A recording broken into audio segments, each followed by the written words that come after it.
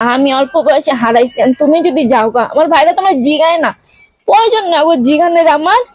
তুমি আসো খাও আব্বু, অল্প হইলো খাও, আমার মুখের দিকে তাকায় একটু বাচ্চা থাকো। আমি তো অল্প বয়সে মারে হারাইছি, মা যে কি জিনিস আমি এখন বুঝতে আগে বুঝি না। আমার মা বলতো শোন মা এখন আমি আসি দুনিয়া যদি বুঝতেছিস না, যখন আমি না থাকবো না তখন তো ঠিকই বুঝবি মা যে কি। আমি এখন বুঝতে পারতেছি আমার মারে আমি প্রতি নিঃশ্বাসে বিশ্বাস মারে অনেক মিস করি যে আল্লাহ আমার মারে তুমি নিছো, আমার মারে তুমি জান্নাত করো, আমার মার খবর আজাবটা তুমি মাফ করে দিও। আমার মা যদি কোনো ভুল করে আমি বলছি আমার মারে তুমি মাফ করে বা জান্নাতবাসী করো। কিন্তু আমার ছোট ভাই যেখানে থাকুক আমার ছোট ভাইরা যেন ফিরে আসে আমার বাপের কাছে, আমার বাপের যেন ওর কষ্ট না দেয়। এই খোঁজ খবর নেয় না বাবার? আর আরেকটা ভাই যে বললেন যে কোথায় যেন চলে গেছে, কোথায় গেছে? ওর আব্বু রাগারাগি করছিল, ও রাগ করে আমার আব্বুর সাথে গেছে। কই গেছে কোথায় আছে আমরা এখনো বলতে পারিনি। আজকে 3 মাস হয়েছে ও গেছে, 3-4 মাস হয়েছে। পয়লা বৈশাখের রাইতে গেছে রাগ করে। কিভাবে মারা গেছে আপনার মা? আমার মা অনেক কষ্ট করে মারা গেছে, বুকে ব্যথা ছিল, আমার আম্মু মারা গেছে। বুকে ব্যথায় মারা গেছে? হ্যাঁ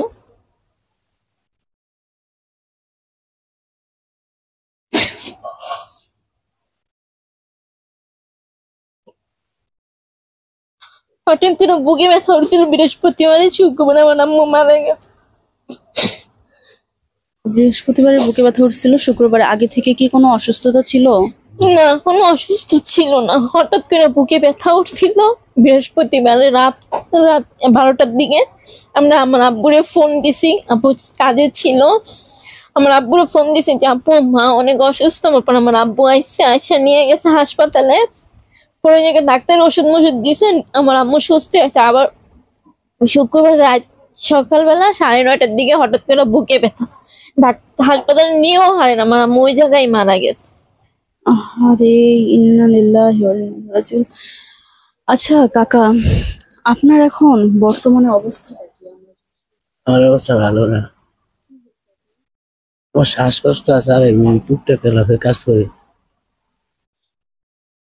কাজ করেন? যে আর ওই যে ছোট ভাইরা গেছে না, ওর জন্য বেশি একটা টেনশন করতে করতে একটু অসুস্থ হয়ে পড়ছে। সে একটা ছেলে নিয়ে তো ছোট থাকতেই মারা গেছে, ওরে নিয়ে বুকে থেকেই উনি বিয়া করে না, শাদি করে না, কিছু করে না। বলছি আমার নানুরাও বলছে যে দেখো আমার মেয়ে তো মারা গেছে, আমরা তেমন তো কিছু হয় না, আমরা নিয়ে যাই, তার তুমি একটা বিয়ে করার কতদিন একলা একলা থাকবা। তোমার আব্বু বলছে না আমি আমার 5টা সন্তান নিয়ে আমি বেঁচে থাকতে চাই। ওর মা বলছে যে কখনো তুমি বিয়ে করবে না, আমি যদি মরেও যাই তুমি বিয়ে করবে না, আমার সন্তান নিয়ে থাকবো। আর যদি আমিও মরে যাই আমিও কখনো তোমার বিয়ে করবো না, এমনি থাকবো। তোমার আম্মু আর বিয়ে করে না, আমার নানু অনেক জোরাজোরি করছে বিয়ে করার জন্য, কয় না আমি আমার 5টা সন্তান নিয়ে থাকবো। তো আমার ভাই ও সবাই ছোট তো, ওর নিয়ে একটু আদর ছিল তো গেছে গা, এই জন্য আমার আব্বু একটু আরো কষ্টেতে আছে যে আমার ছেলেটা কই গেছে, কোথায় আছে, কি করতেছে, না কেউ ধইরা নিছে না মাইরা ফালাইছে। ও যেখানে থাকুক ভালো থাকো সুস্থ থাকো করে কিছু বলবো না, ওই জন্য বাসায় এসে পড়ে। ও আমার আব্বু যেন আর কষ্ট না দেয়, একটাই সন্তান আছে, এই সন্তান নিয়ে হ্যাঁ পইরা রয়েছে। আজকে 5টা সন্তানের জন্য সে এখনো বিয়ে করেনি। আজকে কত বছর হয়ে যাবে? 19 সালে মারা গেছে না 18 সালে মারা গেছে। তো এত বছর হয়েছে এখনো সে বিয়ে শাদী কোনো কিছুই করে নাই। এখনো বিয়ে করে নাই। সন্তানদের জন্য আপনি কোনো কিছুই করেননি? না আমি কোনো বিয়ে আর এখন যে সেই সন্তানই আপনাদের ছেলে চলে গেল, বিশেষ করে ছেলে মানুষ, আমরা ছেলের প্রতি এত আশা দেই। আপনার 4টা ছেলে, একটি ছেলে এখন আপনার পাশে নেই। আমার পাশে নাই, একজন নেই, আর আমি আর আমার এই মেয়েটাই আছি। আপনি আসলে কি বলতে চান এই যে এই বিষয়টা, আপনি মানুষকে কি বলতে চান? আমি বলতে চাই আমার মেয়েটা লই আমি জীবিত জীবনটা লই আমার বাচ্চা, আমি এই বাচ্চা কিন্তু বাচ্চা রাখতে চাই, আমার তার বিয়ে আসা দিতে দরকার নেই। না যখন সময় ছিল তখনই তো করেন নাই, এত বছর হয়ে গেল। কিরা দিয়া গেছে, আমি কিরা কখনো মান্য গেছি, আমার ফোলা হয় না, আমার একটু আর কি ফলাই গেছি গিয়ে বলে।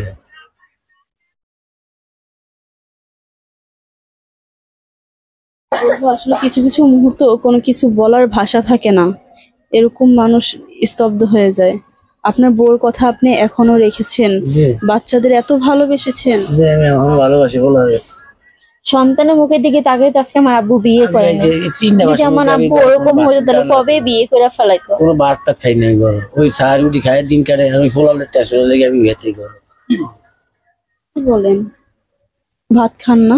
ভাত তো হয় না, হয়নি হয়ে ভাত কিভাবে খাবে? আমার ভাইয়ের বন্ধু ভাত আইনে ওনার ছেলে খাইলে খেলাম রাগ না করে গেছে গাড়ির টেনশন, আমি বলছে ও যেখানেই যাক ও ফিরে আসবে। আসবে।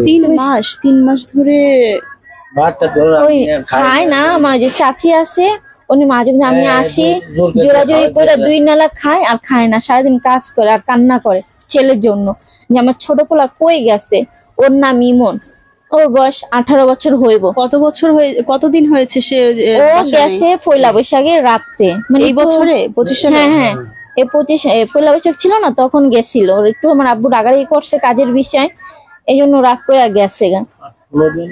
এখন না, ও ফোন নিয়ে যায় না, ফোন থুয়ে গেছে। ওর একটা আমার আব্বু নাম্বার কাজ করে, নাম্বার জানে কিংবা ভুলে গেছে কি ভয়ে আসে না। আমি অমুক জায়গায় আছি, আপনি টেনশন করেন না, আমি আয়াবো। হ্যাঁ, ফোন টোন দেয় না। এই ওর টেনশনে খাওয়া দাওয়া একটু মানে ছাড়া যেত। মাঝে মাঝে আমি আসি আইসা আমার আব্বু একটু জোরাজোরি করি খাওয়ার জন্য, যে তুমি যদি বিছনায় পড়ে যাও, মা আমি অল্প বয়সে হারাইছি, আর তুমি যদি যাও গা, আমার ভাইরা তোমার জিগায় না, প্রয়োজন না ও জিগানের আমার। তুমি আসো খাও আব্বু, অল্প হইলো খাও, আমার মুখের দিকে তাকায় একটু পাচ্ছি তো। আমি তো অল্প বয়সে মারে হারাইছি, মা যে কি জিনিস আমি এখন বুঝতে আগে বুঝি না। আমার মা বলতো, শোন মা এখন আমি আসি দুনিয়া যদি বুঝতেছিস না, যখন আমি না থাকবো না তখন তো ঠিকই বুঝবি মা যে কি। তাই আমি এখন বুঝতে পারতেছি আমার মারে আমি প্রতি নিঃশ্বাসে বিশ্বাস মারে অনেক মিস করি যে আল্লাহ আমার মারে তুমি নিছো, আমার মারে তুমি জান্নাত করো, আমার মার খবর আজাবটা তুমি মাফ করে দিও। আমার মা যদি কোনো ভুল করে আমি বলছিল আমার মারে তুমি মাফ করে বা জান্নাতবাসী করো। কিন্তু আমার ছোট ভাই যেখানে থাকুক, আমার ছোট ভাইরা যেন ফিরে আসে আমার বাপের কাছে, আমার বাপের যেন ওর কষ্ট না দেয়। আমার এতটুকু আমার বলা।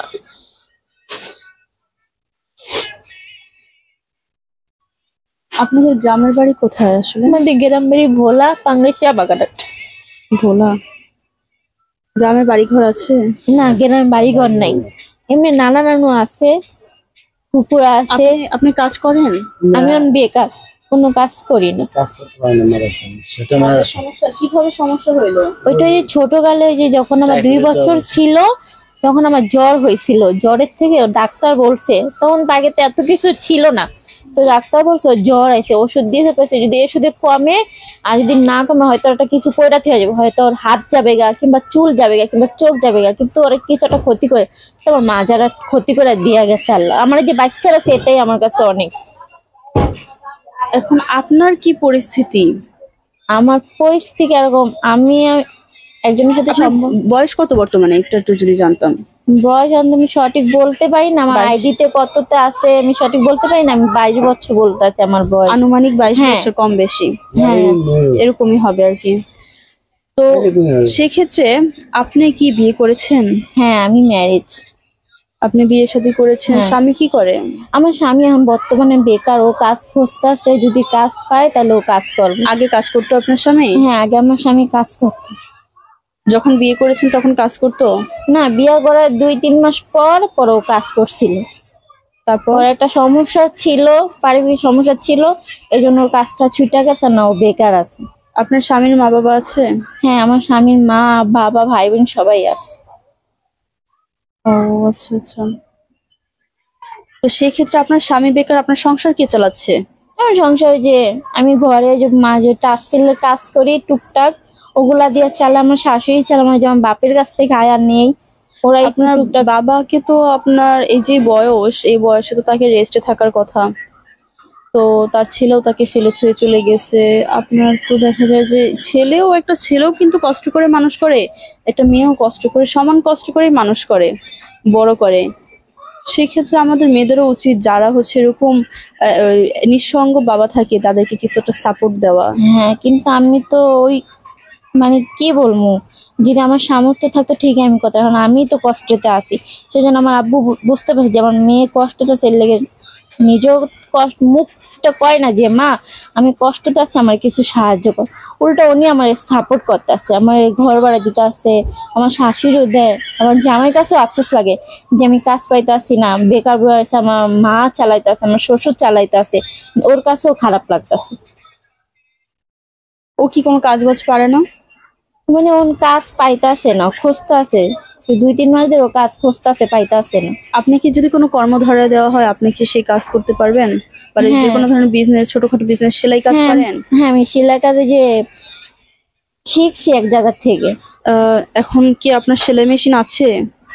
হ্যাঁ আছে, ওই সেলাই- জায়গা থেকে পাইছি আমি, যে জায়গাতে কাজ শিখছি ওই জায়গা থেকে আমি পাইছি।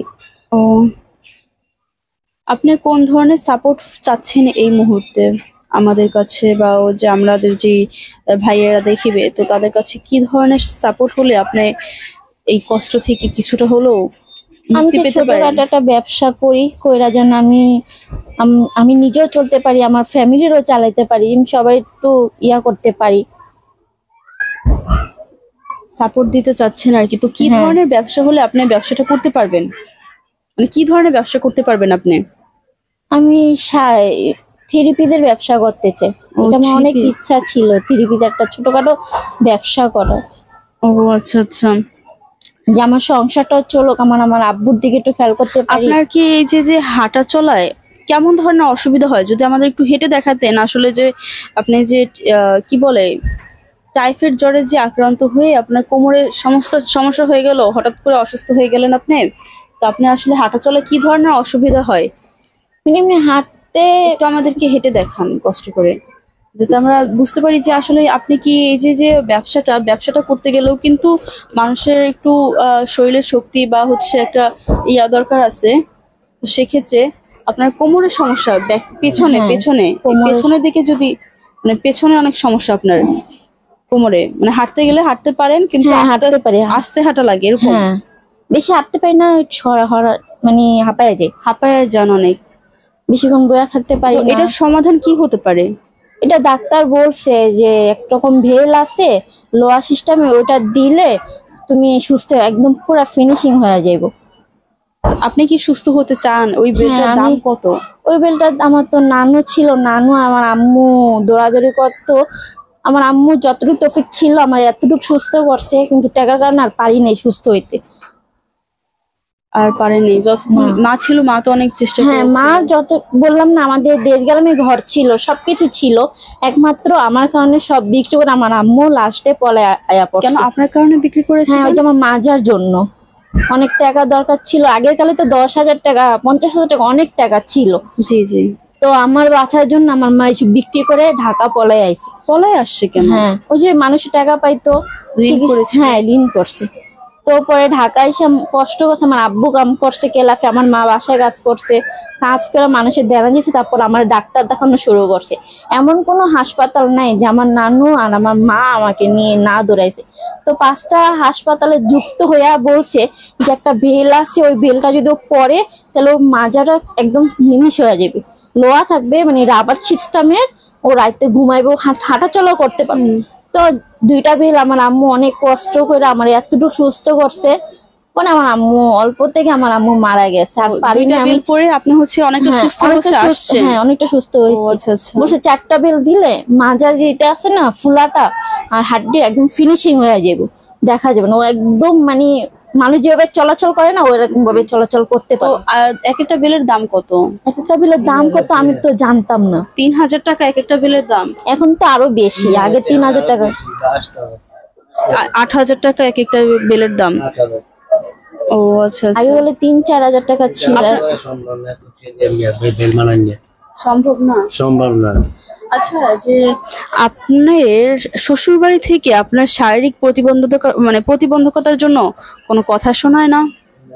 না, ওরা কোনো কথা শোনায় না, সেক্ষেত্রে ওরা বলছে ওরা এরা আল্লাহ দিচ্ছে, ও তো নিজের থেকে হয় না।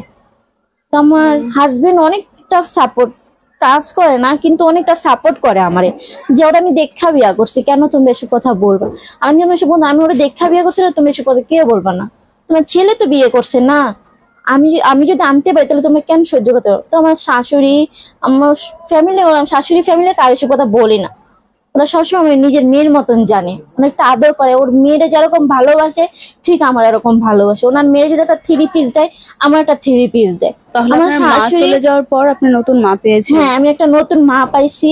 আর এই মার কাছে চাই আমি সারা জীবন থাকতে, যতই আমার কষ্ট হোক যতই হোক, আমি চাই মার কাছে থাকতে। আমি চাই না এই মার থেকে আলাদা হয়ে আছে।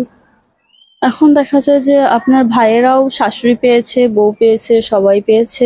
আপনার মা তো মারা গেছে, আপনিও নতুন করে মা পেয়েছেন, কিন্তু পড়ে রইলো কে? আমার আপনার বাবা। এই যে বাবাটা, আপনার বাবা পড়ে রইলো, সবই আছে কিন্তু আপনার বাবার কেউ নেই। আল্লাহ ছাড়া কে থাকবে? আমার থেকে আল্লাহ রাখবে। আপনার এখন শেষ বয়সে, বয়স দেখা যায় যে 4 কুলে 3 কুল আপনার শেষ। এখন এই লাস্ট বয়সে আপনার কতদূর কি করতে পারবেন, বা আপনার জীবনে এখন কি লক্ষ্য? আমি আর কি লক্ষ্য করবো? আমার আল্লাহ জীবন তো এই ফিরছি, আর আমরা যা করে তাই রাজি। এভাবেই একটা সময় আপনার ওয়াইফের মতো চলে যাবেন, এই মন মানসিকতা নিয়েই এখন কি বেঁচে আছে? বেঁচে আছি আমি, এই হলো আমি বেঁচে আছি। খালি এক কথা কারণে আমি অনালায় এগুলো তো আমার রাখছে। কি কথার কারণে? আমার কিরা দিছে, কিরার আমি মান্য আছি। আমার শ্বশুর শাশুড়ি কইছে, বাবা তুমি বিয়ে করো, আমরা তোমার বিয়ে শাদী করে। আমি কইছি না গো মা, আমার দৌড়া সম্ভব না, আমার 5টা ছেলে আছে, এদিকে আমি বলে আল্লাহ আমার যদি বাঁচায়। এখন তো আর কেউ নাই, এখন আমার এখন কেউ- আপনি কি করবেন? এখন আমার আল্লাহ ছাড়া আমি আছি। এখন আপনি কি আশা করেন? আমার ছেলে আর মেয়ে যেটা কয় আমি এই রাজি আছি। আমার ওই 4টা বলা আশা করি না, আমার মায়ের যা কয় আমি তাই রাজি আছি। যা কয় তার রাজি আছে বলুন তো। আপনার মেয়ে তো বলেন ঠিক মতো খাওয়া দাওয়া করতে, আপনি তো খাওয়া দাওয়া করেন না। খাই না, এটা কোন মনের দুঃখে। আর আবার আমার মার কথা মনে উঠলে ঘর তাই না যায়, বাইরে ঘুরি ঘুরি যাইতে 1টা 1:30টার সময় ঘর আই, আর ভেবে কান্দি। আচ্ছা, আপনি যে 3 মাস ধরে খাওয়া দাওয়া করেন না, তো এই বিষয়টা আসলে মানে মূলত কেন করেন? আপনি কি আর্থিক ভাবে খুবই বিপদগ্রস্ত আছেন এটার জন্য? হ্যাঁ, খালি বলা ঘর আয় দেখ কেউ পাই না, ভাত রান্ধি না, কে রান্ধা দিব, কে খাওয়াইবো? এই কারণে আমি ভাত রান্ধি না, খাইও না। বাইরে তো চা রুটি খাই আয়া শুয়ে থাকি। বাহিরে চা রুটি খাচ্ছেন, এদিকে হচ্ছে আপনার মেয়েটা তো ধরতে গেলে এখন প্রতিবন্ধী অবস্থায়, প্রতিবন্ধী মেয়েকে ঘর ভাড়া দিচ্ছেন। জি, এটাই, ছেলে 4টা রেখে দিচ্ছেন, সব চলে গেল। একটা হ্যাঁ, মানুষের চলে জীবনে শেষ বয়সে কি থাকে?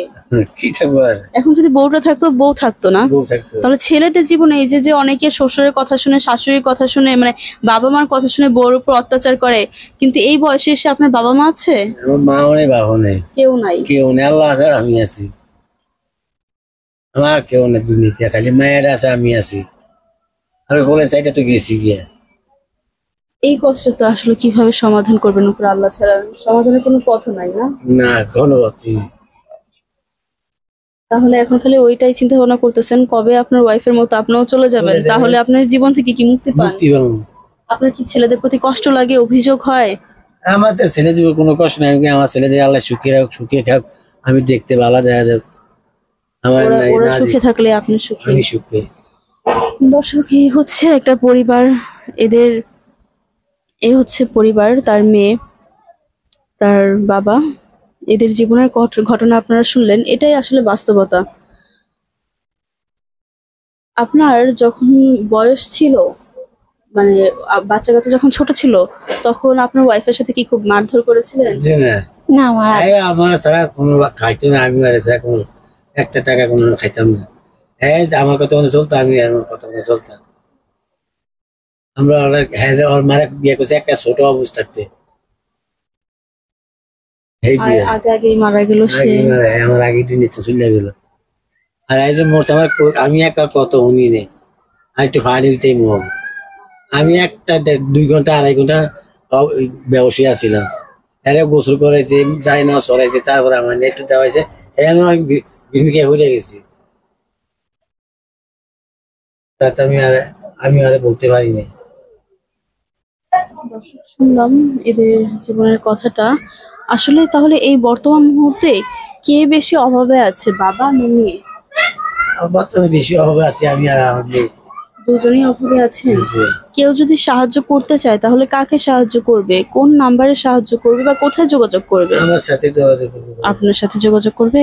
যে আমার সাথে করতে, আমার মেয়ের সাথে করতে। আপনি তো দেখা যায় এখনো শেষ বয়সে নিজে চা খেয়ে মেয়েকে হচ্ছে ঘর ভাড়া দিচ্ছেন।